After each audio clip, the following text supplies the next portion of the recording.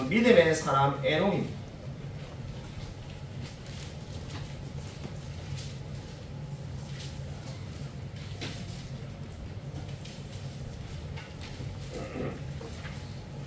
광고가 많은데 제가 이 카톡방에 올려놓은 것처럼 우리 장로도시가 일정이 정해졌습니다. 그래서 우리 9월 9일날 이승우 집사님께서 시험을 치시고, 시험은 뭐 우리 교회에서 주관하는 게 아니라 교회에서 주관합니다.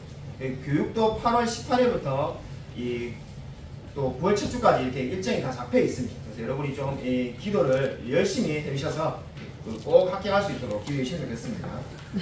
광고가 많아가지고 아마 여러분이 다 기억하기 힘드시겠지만 꼭 그 광고 잘 기억을 해주시면 좋겠습니다. 신약성경 364면입니다. 히브리서 11장 5절 6절 읽고 난 다음에 창세기 5장 21절부터 24절을 읽도록 하겠습니다. 신약성경 364면에 있습니다. 히브리서 11장 5절 6절입니다. 짧기 때문에 같이 한 목소리로 읽겠습니다. 네, 시작. 믿음으로 에녹은 죽음을 보지 않고 옮겨졌으니 하나님이 그를 옮기심으로 다시 보이지 아니하였느니라. 그는 옮겨지기 전에 하나님을 기쁘시게 한 자라 하는 칭찬을 받았느니라. 믿음이 없이는 하나님을 기쁘시게 하지 못하나니 하나님께 나아가는 자는 반드시 그가 계신 것과 또한 그가 자기를 찾는 자들에게 상 주시는 이심을 믿어야 할지니라. 아멘. 창세기 5장 21절부터 24절 한 장 더 읽겠습니다.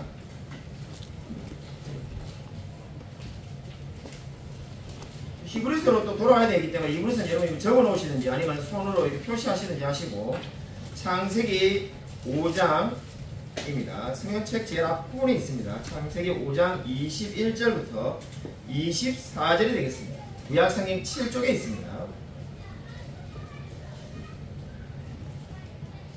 21절부터 24절까지입니다. 창세기 5장 21절부터 24절. 제가 이제 성경 한절 교도하겠습니다. 에녹은 65세에 무드셀라를 낳았고, 무드셀라를 낳은 후 300년을 하나님과 동행하며 자녀들을 낳았으며, 그는 365세를 살았더라. 에녹이 하나님과 동행하더니 하나님이 그를 데려가심으로 세상에 있지 아니하였더라. 아멘. 성경 제목은 믿음의 사람 에녹이 되겠습니다. 히브리서 11장은 믿음장이라고 우리가 흔히 말을 하고 있습니다. 믿음은 바라는 것들의 실상이고 보지 않는 것들의 증거라고 말을 했습니다. 지난주에 믿음의 사람 아벨을 우리가 살펴보았고, 오늘은 에녹에 대해서 말씀을 하고 있습니다. 오늘 우리가 읽은 성경 말씀, 이 히브리서 11장을 보면은 에녹은 믿음으로 어떻게 했다는 겁니까? 죽음을 보지 않고 옮겨졌다고 말을 합니다. 옮겨졌다는 것이 말 그대로 죽지 않고 천국에 갔다는 말씀이 되겠습니다. 근데 옮기기 전에 하나님을 기쁘시게 하는 자라는 증거를 받았다고 말하고 있습니다. 그러니까 한마디로 죽기 전에, 그리고 이 하나님께로 나아가기 전에 하나님을 기쁘시게 하는 증거를 이미 받았다는 거죠. 그 증거가 무엇을 낳은 겁니까? 하나님을 기쁘시게 하는 자라는 증거를 받았기 때문에 에녹이 죽음을 경험하지 않았다는 겁니다. 근데 결국은 이 세상을 살 때 하나님을 기쁘시게 했다는 건데, 어떻게 해서 하나님을 기쁘시게 했는가? 그것을 알기 위해서 우리가 아까 좀 전에 창세기 5장 21절부터 24절을 읽었습니다. 창세기 5장 21절부터 24절을 보면은 에녹의 삶을 말씀하는데, 에녹은 65세에 무드셀라를 낳았고 이렇게 말씀합니다. 65전에 이 삶도 분명히 당연히 있었지만은 그 삶에 대해서 성경은 전혀 관심이 없습니다. 65세 때부터 이 하나님이 지금 관심을 가지고 말씀하시는데, 그때 무슨 일이 있었다는 겁니다. 무드셀라를 낳았다는 겁니다. 65세에 무드셀라를 낳은 것을 왜 기록했는가? 무드셀라를 낳은 후에 300년을 하나님과 동행하며 살았다라고 말씀하고 있습니다. 그러니까 한마디로 말해서 65세 이전에는 정말로 이 성경에 기록할 만한 특별한 내용이 없는 삶이었는데, 65세를 기점으로 마치 인생의 터닝 포인트가 와서 삶이 변화되는데, 그때 무슨 일이 있었다는 겁니까? 아이를 낳았다는 거죠. 그 아이 이름이 무드셀라입니다. 아이는 우리 여기 아직 물론 결혼 안 하셔서 아이를 안 낳은 사람도 있습니다만은 뭐 우리도 다 애가 있는데 애가 낳아가지고 물론 기뻤지만은 그게 어떻게 인생의 터닝 포인트가 될까? 아마 이렇게 생각하는 분도 있을 수 있습니다. 여러분 무드셀라가 누구입니까? 성경에서 가장 오래 산 사람이 되겠습니다. 900년 이상을 살았던 사람이 무드셀라입니다. 무드셀라 이름의 뜻이 무엇입니까? 이 아이가 죽으면 심판이 온다는 것이 무드셀라 이름의 뜻이 되겠습니다. 실제로 무드셀라가 죽고 난 다음에 노아 홍수가 오게 되었습니다. 그러니까 지금 무드셀라를 낳은 후에 하나님이 주신 이름대로 무드셀라를 짓고 난 다음에 왜 에녹의 삶이 변화되었겠습니까? 이제 심판이 언젠지 모르지만은 분명히 하나님께서 이 세상을 심판하시겠다는 것을 이제 알게 된 겁니다. 그러한 다음에 에녹의 삶이 어떻게 된 겁니까? 경건한 삶으로 바뀌게 되었다고 오늘 성경은 말씀하고 있습니다. 그 이전까지 지극히 평범하게 살던 에녹이 이제 자녀를 낳았는데 그의 이름이 이 아이가 죽으면 심판이 온다는 무드셀라라는 이름을 짓고 난 다음에 어떤 생각이 듭니까? 이제 언젠가는 이 세상은 심판받을 수밖에 없구나는 것을 듣고 하나님을 기쁘시게 하는 자로 살기로 결심했다는 겁니다. 여러분 무드셀라가 오래 산 이유를 우리 오늘 성경 말씀 보면 충분히 알 수가 있습니다. 무드셀라가 오래 사는 것은 유전이 독특해서가 아니라 아니면 건강관리를 너무 잘해서가 아니라 무드셀라가 죽으면 심판이 오기 때문에 하나님이 최대한 심판을 늦추시기 위해서 무드셀라를 인류 역사상 가장 오래 산 사람으로 만드셨다는 것을 우리가 충분히 알 수가 있습니다. 오늘 성경 말씀 보시면 300년을 에녹을 하나님과 동행하며 살았다고 말합니다. 이 하나님과 동행했다는 말이 히브리서에 하나님을 기쁘시겠다는 말과 똑같은 말입니다. 창세기에는 하나님과 동행했다고 말하고 히브리서에서는 하나님을 기쁘시겠다고 말하는데 결국 똑같은 의미입니다. 한마디로 에녹의 인생은 무드셀라를 낳기 전과 낳은 후로 나눌 수가 있습니다. 왜 그렇게 삶이 바뀌었습니까? 다시 말하지만은 무드셀라를 낳음으로써 하나님의 심판이 있다는 것을 깨닫게 되었기 때문입니다. 아마 어떤 분들은 이렇게 생각하는지 모르겠습니다. 목사님 저는 철로역정, 우리 넘치원에 교회 오셔가지고 철로역정, 소요리문답, 하이델베르, 기독교 강요 다 배워가지고 하나님의 심판에 대해서 이제 잘 알지만은 솔직히 딱히 삶이 그렇게 많이 바뀌지 않던데 어떻게 하나님의 심판이 있다는 것만 알아도 삶이 변화될까? 우리가 뭐 이런 생각을 솔직히 할 수도 있습니다. 여러분 하나님을 안다는 게 무엇일까요? 다르게 말한다면은 하나님의 이름의 의미가 뭘까요? 세상에 수많은 사람들이 하나님이 없다고 말합니다. 수련회 우리 교회 한 학생이 이 하나님이 없다라고 말하는 우리 동생이 꼭 예수님 만날 수 있게 해달라고 말하는데 그러면서 그 학생이 저하고 1대1로 이야기할 때도 그 리차드 도킨스 이 책 이렇게 막 읽고 문제가 된다면서 막 이렇게 이야기하는데 우리가 너무나 여러분 아마 다 읽어보셨을 겁니다. 리차드 도킨스의 만들어진 신 이기적인 그죠 유전자가 이기적이라서 알아서 이렇게 진화된 거지 하나님이 만드신 게 아니라는 거죠. 그래서 우리 믿지 않는 사람들 우리 흔히 넌 크리스찬이라고 말하는 비그리스도인들 만나면 늘 하는 말이 뭡니까? 하나님이 있다는 걸 증명하라는 거죠. 마치 넘치는 교회에 있다는 걸 부정하는 사람 아무도 없지 않습니다. 교회가 있으니까 이게 상가 건물이 있으니까 누가 이 교회가 있다는 걸 부정하겠습니까? 하나님은 보이지 않으니까 하나님이 있다는 걸 입증해봐라 이렇게 말을 하죠. 여러분 그럴 때마다 여러분 뭐라고 대답하시겠습니까? 하나님이 뭐 입증은 안 되지만은 믿어봐라 우리 이런 식으로 많이 이야기합니다.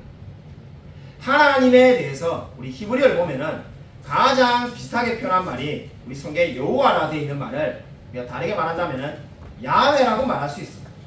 아마 신앙생활 오래 하신 분은 야훼 하나님 해가지고 말하는 말들을 많이 들었을 겁니다. 여호와 또는 야훼인데 야훼가 가장 하나님의라는 발음의 히브리어 원어로 비슷한 발음이다 라는 말을 아마 여러분이 곧잘 들었을 겁니다. 근데 유대인들 랍비들을 만나보면은 야훼도 정확한 발음이 아니라고 말합니다. 그럼 어떻게 발음을 해야 되는가? 이 발음을 하면은 이렇게 된다는 거죠.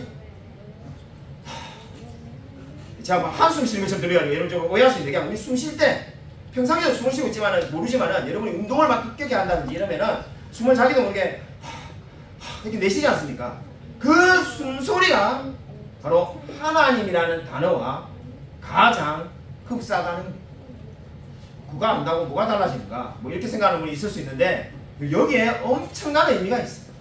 그럼 이 숨소리 지금 하는 이 숨소리가 하나님이라는 단어하고 흡사하다는 게 여러분 성경에 어디에 증명됩니까?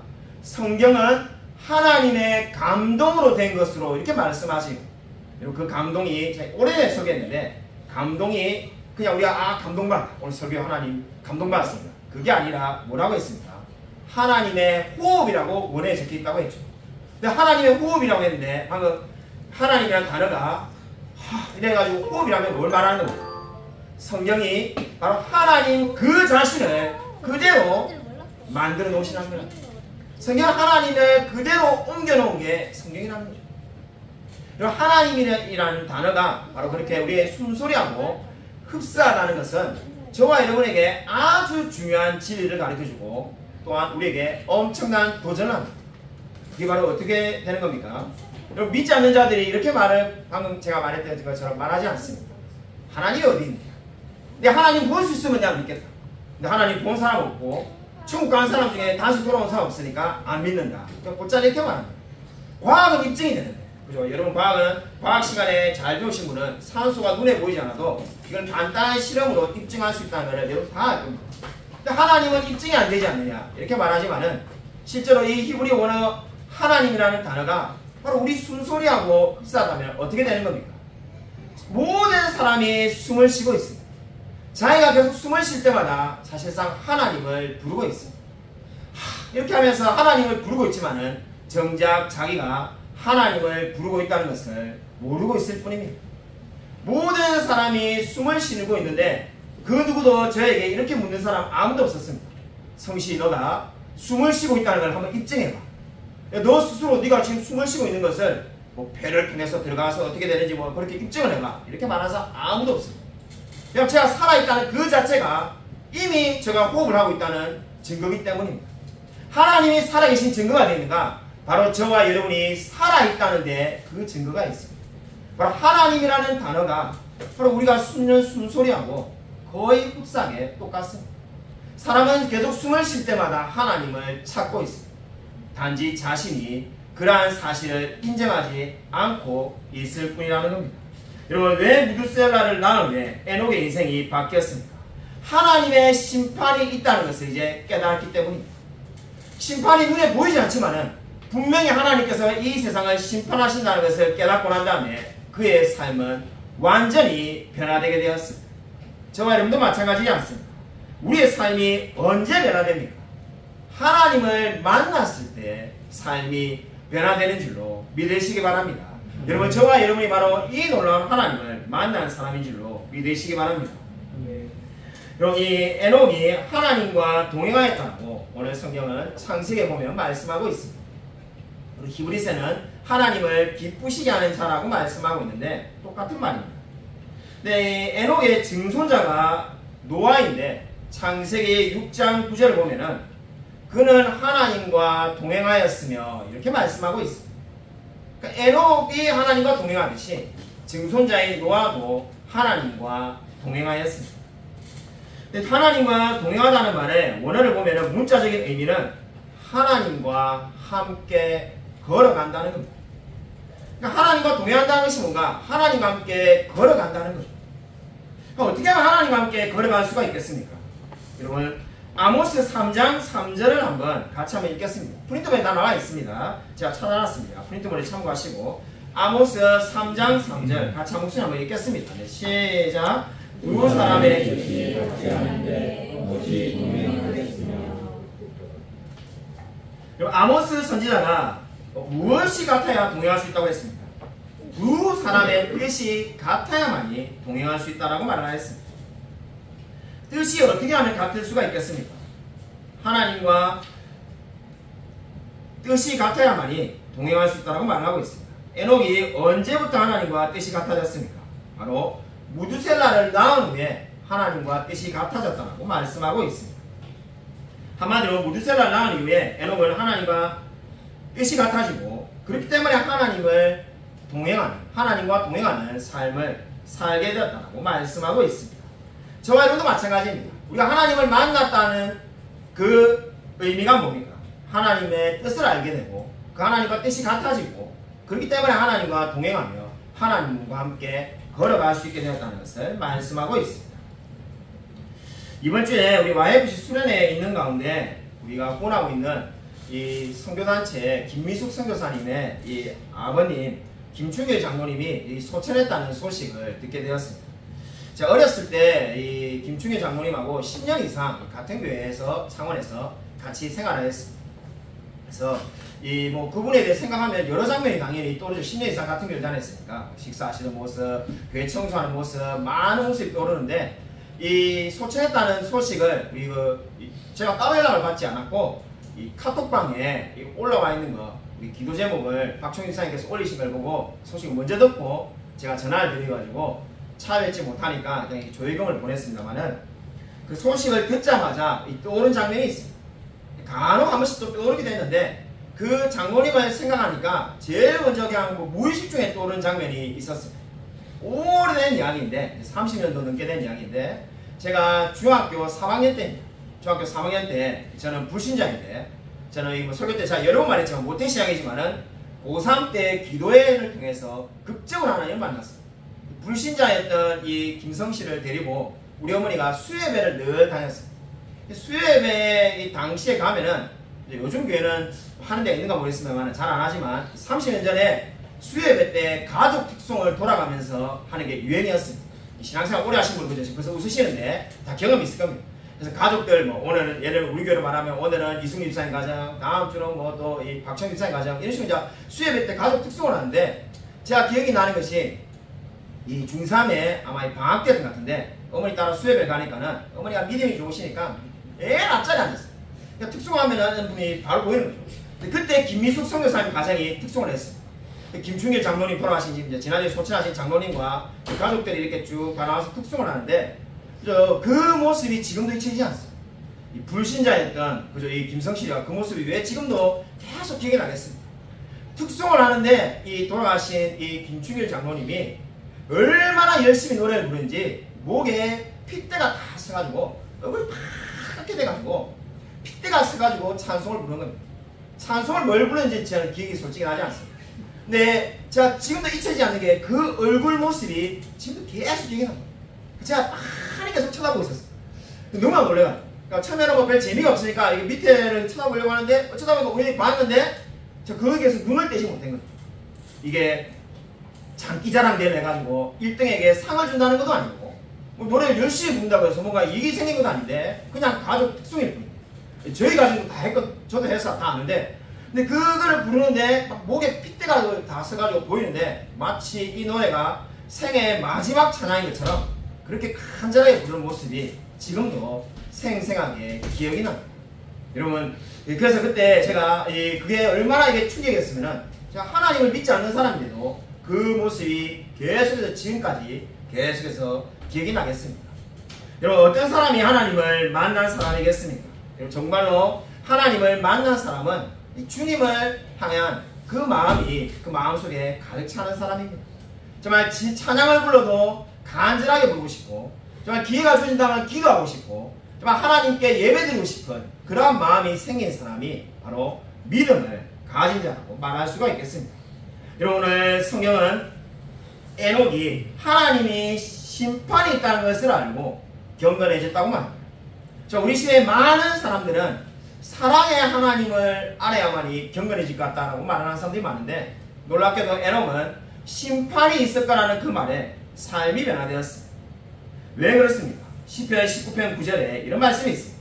같이 한번 읽겠습니다. 프린트맨 다 나와 있습니다. 시편 19편 9절 말씀 함께 읽겠습니다. 네, 시작. 여호와의 법 다시 한번 더 읽겠습니다. 네, 시작. 여호와의 법 여호와의 법이라고 되어 있는데 ESV라는 영어 성경이 있습니다. 심판이라고 번역했는데 여호와의 심판도 진실하다는 겁니다. 아니 어떤 사람은 지옥에 보내고 어떤 사람은 천국에 보내는데 우리가 세상에 얼마나 많은 사람들이 이 진리를 싫어합니까? 왜 누군가는 지옥에 가야 됩니까? 다 천국에 보내주면 안 됩니까? 근데 정말로 하나님을 만난 사람은 시편 저자가 고백하듯이 어떻게 고백해야 된다는 겁니까? 여호와의 심판도 진실하고 의롭다라고 말을 하는 거죠. 내가 가지고 있는 생각으로 하나님이 지옥에 보낸 하나님은 폭군의 하나님 잘못됐어. 그러나 오는 게 아니야. 이렇게 말하는 것이 아니라 여호와의 심판도 그의 법도 의롭다라고 찬양한다는 거예요. 그렇기 때문에 A.W. 토저라는 목사님이 말씀하신 것처럼 지옥에 가면은 하나님을 원망하는 사람은 단 한 사람도 없을 거라는 말이 진리. 그 지옥에 있는 사람들조차도 하나님의 법은 옳습니다. 그의 법은 의롭습니다라고 고백하게 될 줄로 믿으시기 바랍니다. 왜 그렇습니까? 바로 여호와는 신실하시고 의로우신 분이기 때문입니다. 필립 멜랑이토이라는 신학자가 있습니다. 그분이 이런 말을 했습니다. 당신이 당신의 구원과 관련하여 할 수 있는 유일한 한 가지는 구원이 필요하게 만드는 죄를 행하는 것 뿐이다. 자, 이 말을 너무나 좋아합니다. 저와 여러분이 구원에 관련돼서 할 수 있는 것은 한 가지밖에 없다는 거죠. 바로 구원이 필요하게 만드는 죄를 짓는 것 외에 우리가 할 수 있는 것은 아무것도 없다라고 말을 합니다. 여러분, 그렇기 때문에 하나님의 심판에 대해서 깨달을 때 왜 에녹이 경건해졌습니까? 내가 할 수 있는 것은 죄를 짓는 것밖에 없는데 이 죄를 짓는 나에게 심판이 임하면 어떻게 됩니까? 나는 소망이 없습니다. 근데 어떻게 해야 소망이 있겠습니까? 바로 하나님께서 나를 용서해 주셔야만, 나를 구원해 주셔야만, 나에게 믿음을 주셔야만 나에게 소망이 있지 않겠습니까? 바로 그 진리를 깨닫고 난 다음에 에녹이 경건해지며 그의 삶이 완전히 변화되었다고 오늘 성경은 말씀하고 있습니다. 여러분, 오늘 두 번째는 에녹이 믿음을 지켜야 했던 상황입니다. 자, 이미 첫 번째 하나님을 기쁘시게 하는 삶을 에녹이 살아드렸다고 말을 했습니다. 히브리서 11장과 창세기를 읽어봐도 에녹이 믿음을 가졌다는 것은 말하지만은 그 믿음의 구체적인 내용은 말하지 않습니다. 에녹의 믿음의 내용을 어떻게 알 수 있습니까? 에녹의 믿음의 내용을 알 수 있는 말씀이 유다서에 나옵니다. 유다서 1장 14절부터 15절. 프린트본에 아마 나와 있죠, 그죠? 예, 나와 있습니다. 프린트본에 나와 있으니까는 같이 한번 읽겠습니다. 예, 유다서 1장 14, 15절. 우리 같이 한번 한번 읽겠습니다. 네, 시작. 아담의 이 사람들에 대하여도 예언하여 이르되 보라, 주께서 그 수많은 거룩한 자와 함께 임하셨으니 이는 그 사람을 심판하사 모든 경건하지 않은 자가 경건하지 않게 하는 모든 경건하지 않은 일과 또 경건하지 않은 죄인들이 주를 거슬러 한 모든 완악한 말로 말미암아 그들을 정죄하게 하시라 하였느니라. 아멘. 에녹이 가졌던 믿음의 내용을 하기 앞서서 성경을 많이 아시는 분은 이 성경을 많이 아는 게 좋은 겁니다만은 때때로 이 마음이 막 힘들어질 때가 있어요. 예전에 제가 그랬었는데, 왜냐하면 성경에 막 오류가 있는 것처럼 보이는 부분이 많이 있거든요. 특별히 지금 이 말씀에 보면은 이 아담의 7대 손 에녹이라고 되어 있는데 창세기 5장에 우리 흔히 말하는 족보가 있습니다. 헤아리 보면은 이 우리가 흔히 말하는 대수로 헤아리면은 이 지금 에녹은 6대 손입니다.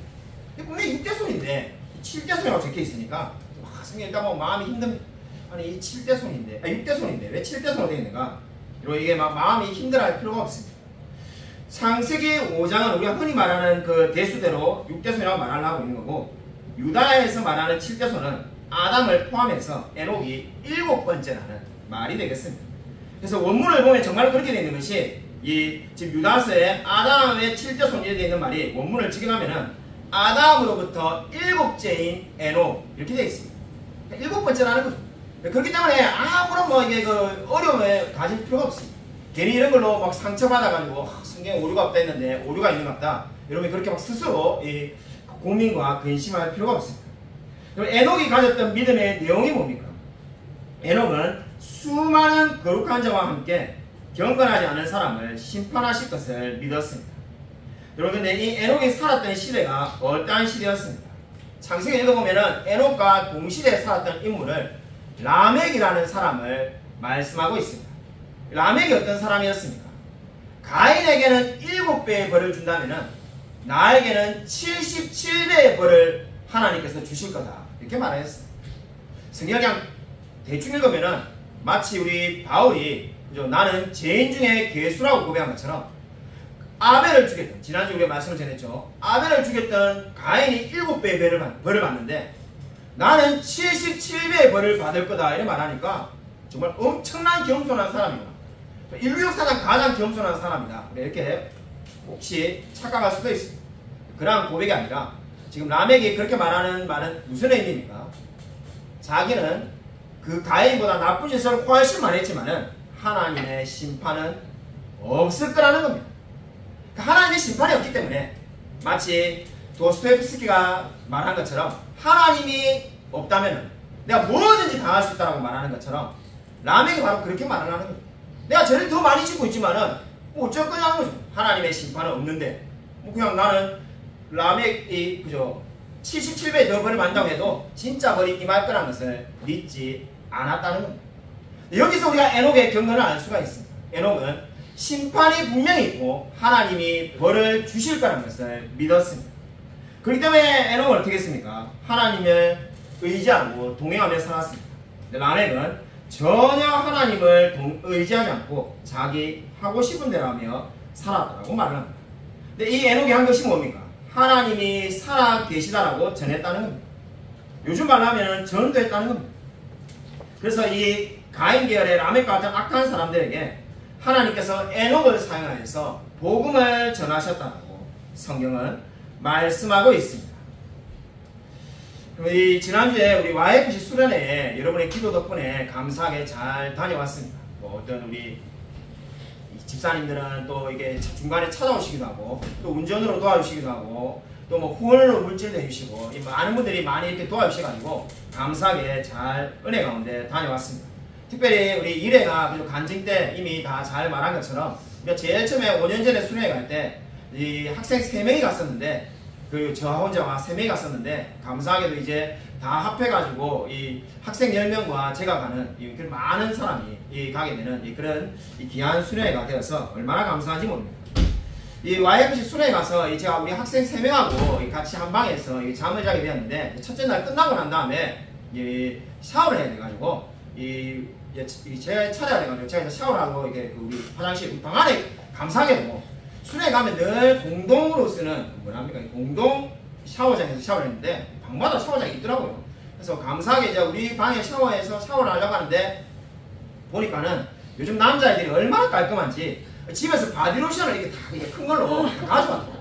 저는 그런 거 안 가져갔는데 감사해가지고 이 바디로션 가지고 이게 샤워를 잘 했습니다. 그래서 향기도 좋고 얼마나 감사하든지 무슨 남자애들이 이렇게 깔끔한 여자애도 아닌데 그래서 참 감사하다 이래가지고 그 다음에 아침에 이제 일어났습니다. 저는 머리가 이게 지성이라서 기름이 많아가지고 아침에 꼭 머리를 감아야 되는데 이제 아이들 안 감더라고요. 그래서 제가 이제 아침에 이제 들어가가지고 머리를 감으려고 하니까는 또 샴푸가 옆에 있더라고요.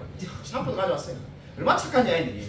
저는 샴푸도 안 가져왔고 가만히 생각하니까 저는 무슨 마음으로 샴푸도 안 가져가고 바디로션도 안 가져가고 슬리퍼도 안 가져가가지고 슬리퍼도 편의점에서 사고 그랬는데 그래서 없는데 잘 됐다 이래가지고 어떻게 또 큰 걸로 가져왔어요.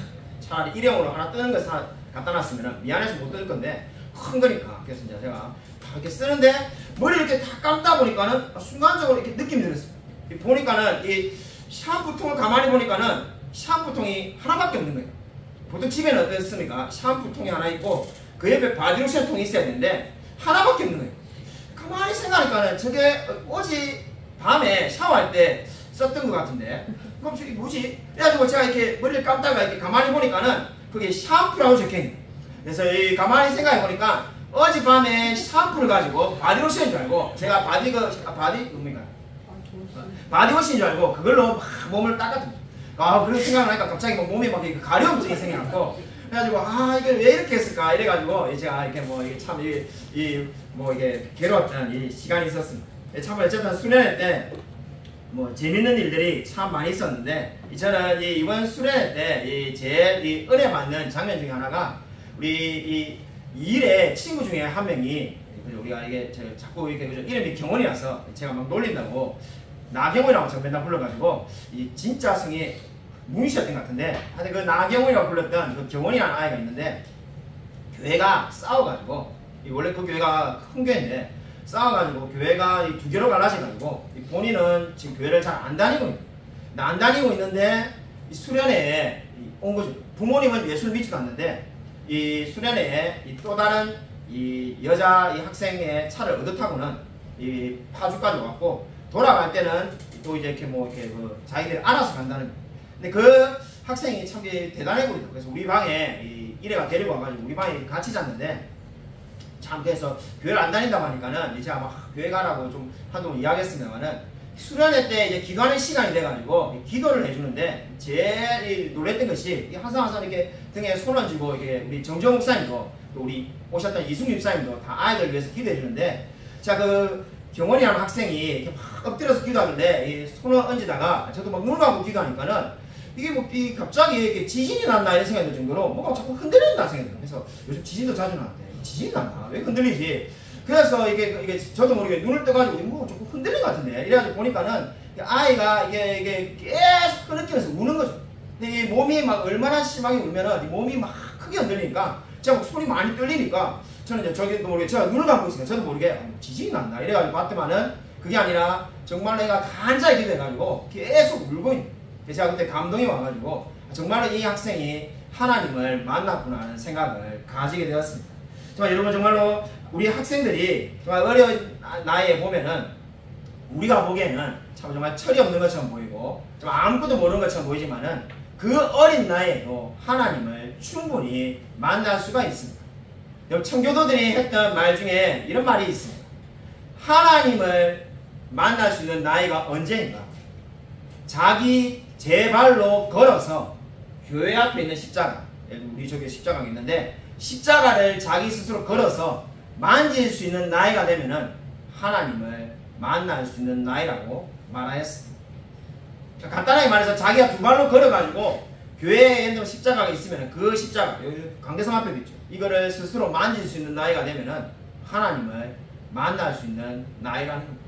그러니까 우리 교회는 서양의 소유를 말할 것도 없고 뭐 모든 지금 사람들이 다 하나님을 만날 수 있는 나이라는 겁니다.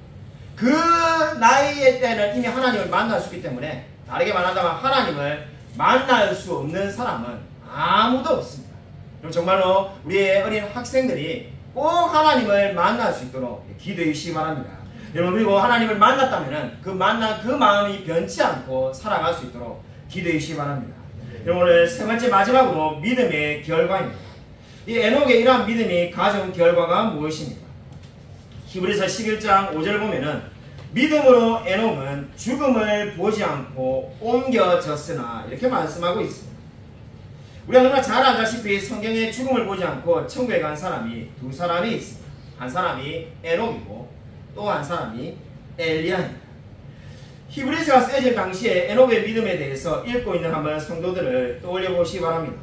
믿음으로 산다고 히브리서 10장을 읽어보면은 수많은 박해와 조롱을 당했던 사람들이 지금 이 히브리서를 읽고 있던 성도들이 되겠습니다.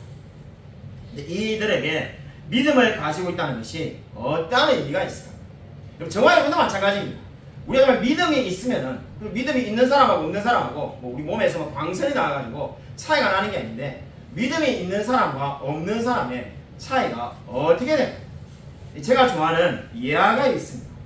한 죄수가 사형 선고를 받았다고 합니다. 감옥에 있는데 사형 선고를 받았는데 특별히 왕이 그에게 이 무죄로 방면해주기로 용서해주기로 결정하였습니다. 근데 그 죄수가 전혀 기뻐하지 않습니다. 왜 기뻐하지 않을까요? 그에게 질병이 있었기 때문입니다. 그에게 병이 있어가지고 그 병으로 말미암아 죽어가고 있는데 감옥에서 풀어주건들 이제 나가서 어떻게 되겠습니까? 얼마 살지 않으면 죽게 됩니다. 그래서 감옥에서 죽으나 뭐 나가서 죽으나 무슨 차이가 있냐는 거죠. 여러분 근데 이 이야기가 보여주는 바가 뭡니까? 정말로 이 사람이 살려면 어떻게 되어야 되겠습니까? 죄를 용서해 주는 것뿐만 아니라 그 사람의 병을 치료해 주어야만 합니다. 여러분 저와 여러분 믿음을 가지고 있을 때 그 믿음의 결과가 뭡니까? 저는 이보다 더 잘 설명하는 예화가 없다고 봅니다. 여러분 믿음은 저와 여러분에게 두 가지 효과를 가져주는 겁니다. 바로 죄인이 용서를 받는 거고 또 하나는 죄인이 치료를 받게 되는 겁니다. 죄인이 용서받는 것을 우리가 소유리 문답이나 하이델베르그 교리를 배울 때 칭이 바로 의로움을 받았다고 말하는 겁니다. 죄가 있었지만 이제 무죄로 방면되는 거. 무죄로 풀려나는 것. 이게 바로 칭의, 의로워지는 겁니다. 그게 바로 믿음의 결과입니다. 그런데 또 한 번 믿음은 무슨 작용을 하는 겁니까? 저와 여러분에게 가지고 있는 그 질병, 스스로는 절대 고칠 수 없는 그 질병을 하나님께서 치료해 주시는 겁니다. 그렇기 때문에 그것을 우리가 뭐라고 말하는 겁니까? 성화라고 말하는 겁니다. 그렇기 때문에 믿음이 있으면은 칭의와 성화가 계속해서 이제 발생되며 연속적으로 일어나게 되는 겁니다. 저와 여러분이 구원을 받게 됐다는 것이 어떤 의미입니까? 우리가 영원히 심판받을 죄에서 이제 용서를 받은 겁니다. 여러분 마치 우리가 일사부재리 원리라고 하는데 수많은 사람들이 분노하죠. 네, 이번 수련회 때도 뭐 그런 이야기 나오던데 우리 조두순 그 범죄자 20년 전에 죄를 지었는데 이제 같은 죄로는 일사부재리 원칙으로 해서 결코 조두순을 또 감옥에 넣을 수가 없습니다. 세상 법도 마찬가지입니다. 근데 하나님이 어떻게 하신다는 겁니까? 저와 여러분의 이제 죄가 다 없다라고 말을 하면은 그 똑같은 제목으로 이제 다시 심판받지 않는다는 겁니다. 근데 하나님이 저와 여러분을 용서할 때는 그냥 어떤 한 죄, 김성실이 거짓말했네, 그 용서해줄게. 근데 또 남을 상처 줬네, 근데 그거는 용서 안 해준 게 아니라 말 그대로 모든 죄가 용서를 받았기 때문에 다시 심판받을 일이 없습니다. 근데 하나님께서 또한 우리에게 무엇을 해주신다는 겁니까? 저와 여러분의 모든 바로 이 죄, 바로 아픔들을 다 이제 치유해 주신다고 말씀하고 있습니다. 그렇기 때문에 우리가 성화되어 가며 하나님을 만나게 되는 것이라고 말씀하고 있습니다. 조지 스윈록은 이렇게 말하였습니다. 믿음은 결국 세 가지의 과정을 거친다라고 말하였습니다. 첫 번째, 같이 한번 읽겠습니다. 프린트에 다 나와 있으니까요. 첫째, 둘째, 셋째 같이 한번 읽겠습니다. 시작. 첫째, 믿음은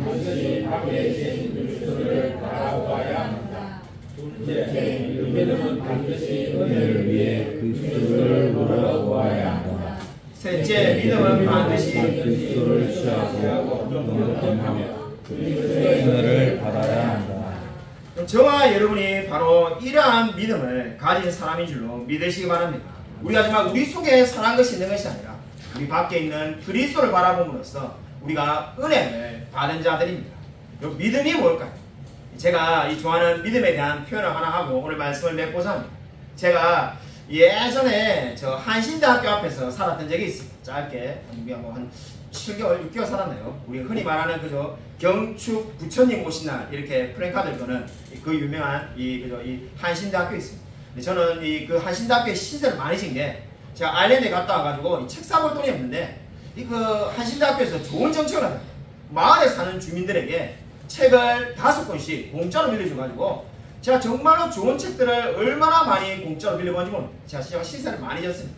정말 나중에 돈이 많아지면은 한번 기부를 해야 될 방법인데 여하튼 어쨌든 그 한신대 대학교에서 제가 빌려서 책을 많이 읽었는데 제가 사서 읽던 이 토마스 맨톤이라는 청교도의 전집을 제가 가서 읽었을 때가 있었습니다. 영어가 엄청나게 어려워가지고 하루 종일 읽어도 몇 페이지 읽지 못하는데도 어떻게 정말 그때는 그걸 너무나 읽고 싶어가지고 막 하루에 정말 10몇 시간씩 앉아가지고 읽고 또 읽고 또 읽고 그렇게 했던 적이 있었습니다. 그렇게 읽을 때 제일 그때 마음에 와닿았던 말 중에 한마디가 이 말이었습니다. 믿음이 뭔가?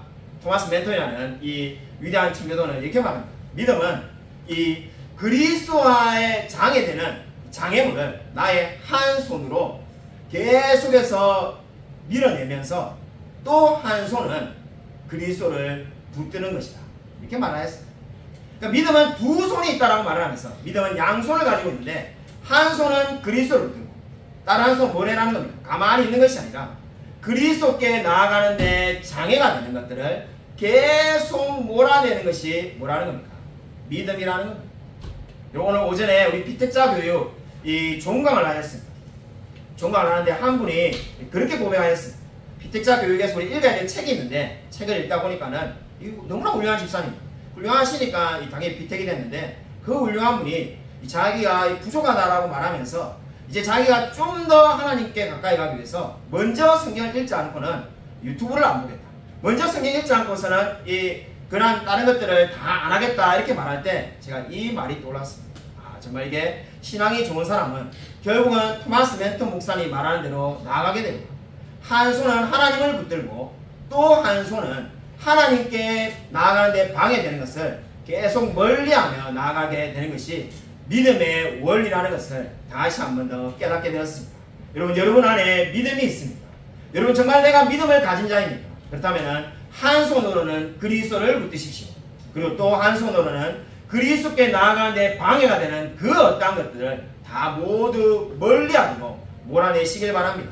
이것이 바로 뭡니까? 오늘 성경이 말하는 믿음이 되겠습니다. 여러분 하나님을 기쁘시게 하는 삶이 어떤 삶입니까? 바로 하나님께 영광 돌리며 하나님과 동행하는 삶입니다. 바로 히브리서는 하나님을 찾는 자에게 상 주시는 이심을 믿고 살아라고 말씀하고 있습니다. 아무쪼록 믿음의 사람 에녹처럼 이 세상에서 믿음으로 인내하며 승리하는 삶을 살아가는 저와 우리 모든 성도님이 되시기를 주님의 이름으로 간절히 축원드립니다. 이 시간에 우리 말씀을 생각하면서 주여 한번 크게 외치며 간절히 한번 통성을 기도하겠습니다. 주여